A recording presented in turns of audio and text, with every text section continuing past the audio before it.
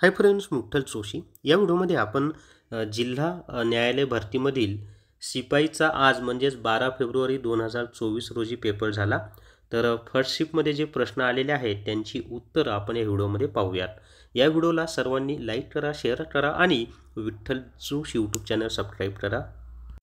जर तुम्हाला जिल्हा न्यायालय भरतीसाठी ई बुक घ्यायचा असेल तर प्ले स्टोअरवरून विठ्ठल जोशी ॲप डाउनलोड करा आणि जिल्हा न्यायालय भरती ई बुक विकत घ्या.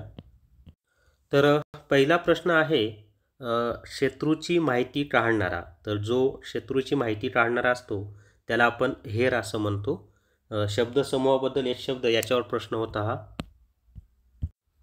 त्याच्यानंतरचा पहा, अरिष्ट या शब्दाचा समानार्थी शब्द सांगा. तर अरिष्ट या शब्दाचा समानार्थी शब्द आहे अनर्थ किंवा संकट असा त्याचा आहे. सैनिक रणांगणात जिंकू किंवा मरू या भावनेने लढले यावर प्रश्न होता. आता नेमक्या याच्यावर प्रश्न काय होता हे काही सांगितलं नाही त्यांनी. त्याच्या पुढे पहा, आईचा गाजर हलवा बनवून झाला. प्रयोग ओळखा. तर हे समापन कर्मणी प्रयोगाचं उदाहरण आहे. म्हणजे कर्त्याला चा प्रत्यय लागला आहे आणि बनवून झाला म्हणजे क्रिया पूर्ण झाल्याचा बोध होत आहे. तर हे समापन कर्मणी प्रयोगाचं उदाहरण आहे. त्याच्यानंतर वाक्य प्रकारवर एक प्रश्न विचारलेला होता. त्याच्या पुढे पहा, इंग्लिशमध्ये Everest is mountain in the world superlative degree. तर इथं द येणार आहे. त्याच्यानंतर द येईल किंवा त्याच्या पुढे पहा, पंच्युएशन मार्कवर एक प्रश्न होता. प्रेझेंट टेन्सवर एक प्रश्न होता. Oldest town in the city article विचारलं होतं. तर द ओल्डेस्ट येईल त्या ठिकाणी. त्याच्यानंतर लखनौ करारावर एक प्रश्न विचारला होता. तर 1946मध्ये लखनौ करार झालेला. मुस्लिम लीग आणि काँग्रेस यांच्यामध्ये इथं समझोता झाला.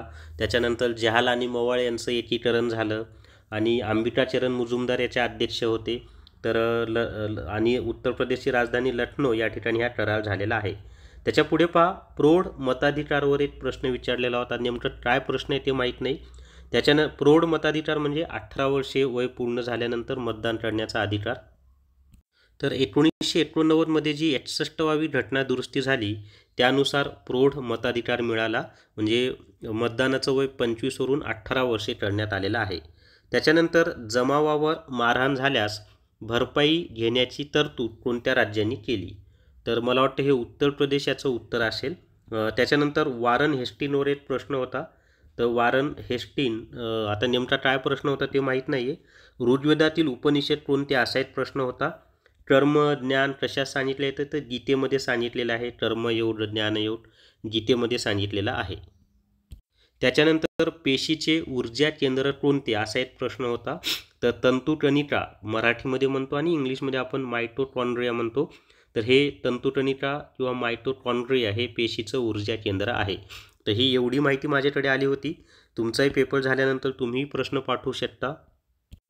स्मार्ट स्टडी पब्लिकेशन नांदेड यांनी ग्रामसेवक भरती 101 प्रश्नपत्रिका संचे, कृषीशास्त्र नोट्स, संपूर्ण कृषी मार्गदर्शक ही पुस्तकं प्रसिद्ध केलेली आहेत.